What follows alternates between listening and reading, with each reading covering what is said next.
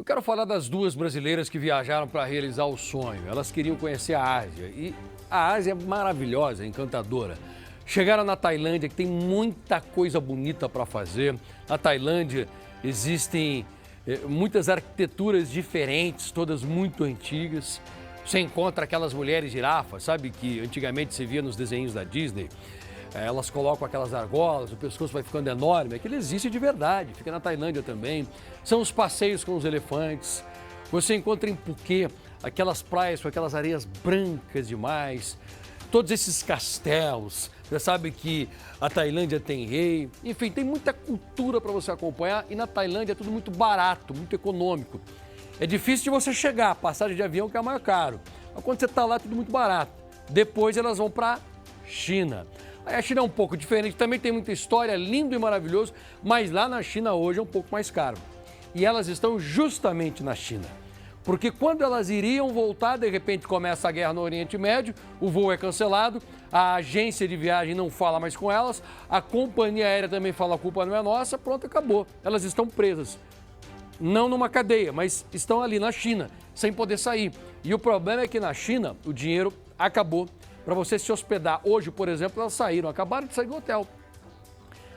Quando elas gravaram com a nossa Lorena, ainda estavam no hotel, mas olha, Lorena, vou desligar aqui, tem que sair daqui. E elas não têm para onde ir, mal tem dinheiro para comer. Como é que vai ficar a situação dessas duas agora? Vamos ver essa reportagem porque eu quero chamar a atenção das nossas autoridades. Não é só para mostrar o problema, é para saber quem é que vai ajudar. Põe no ar. O lugar tá branco, tá tão frio. Olha, tá muito frio. Uma viagem entre amigas.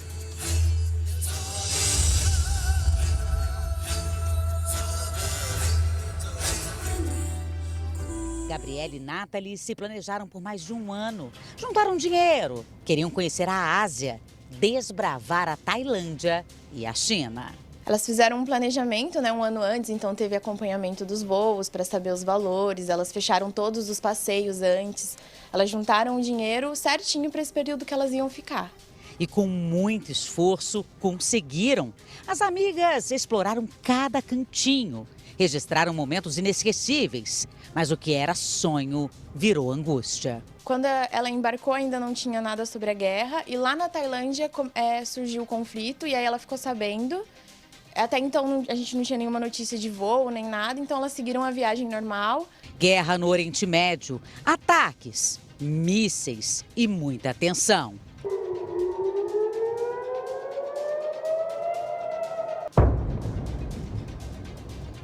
De um lado, Estados Unidos e Israel. Do outro, Irã. Um conflito sem prazo para acabar e que afeta diretamente quem está longe de casa. As brasileiras vivem dias de incerteza na China. Não sabem quando vão voltar e nem se terão condições de permanecer no país. Se a guerra durar, a gente não tem uma certeza de que ela vai retornar. Gabriele e Nathalie saíram de São Paulo no dia 26 de fevereiro. A volta estava marcada para 15 de março, mas 4 dias antes de voltarem ao Brasil, receberam a notícia. O voo com conexão em Doha, no Catar, foi cancelado. E foi aí que começou a saga. Elas estão abandonadas, elas não têm suporte nenhum, elas ligam, procuram. Elas chegaram aí 2 vezes no aeroporto, não tiveram nenhuma resposta. Elas foram com a mala de 23 quilos, 2 vezes, tiveram que pegar táxi. Foram dezenas de tentativas de contato com a companhia aérea e a agência de viagens. Segundo elas, sem resposta concreta.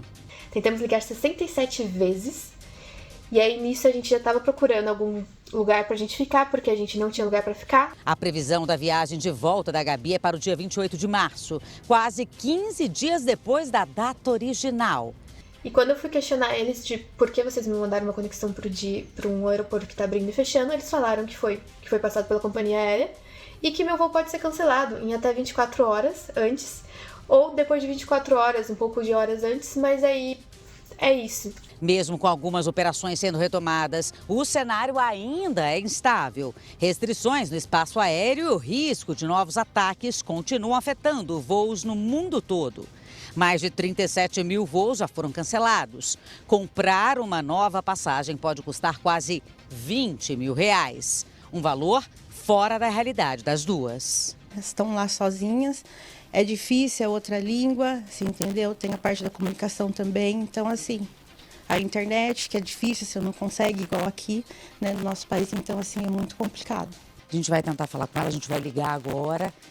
Tem uma diferença no tempo, ela está aqui tentando falar, enquanto eu falo com você de casa, ela está aqui tentando falar, porque as mensagens não estavam chegando desde quando a gente chegou aqui na casa dela.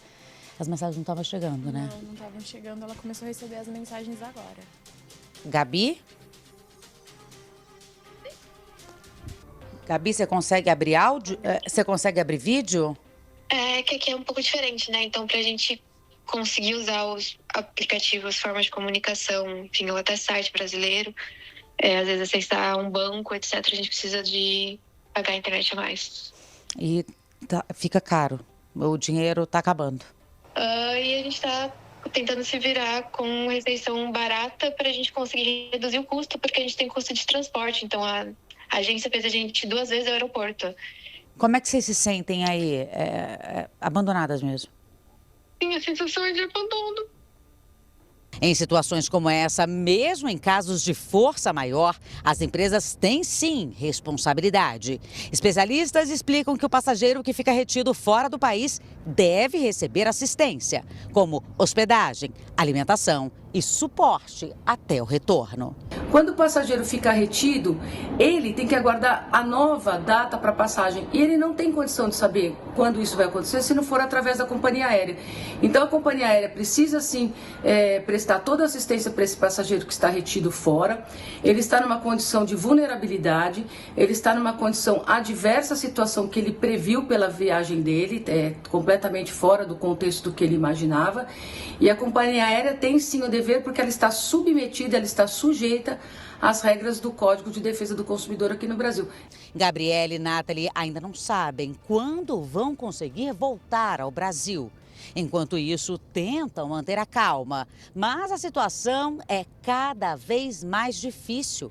O visto de turista vence em poucos dias. A língua, a cultura, tudo é diferente.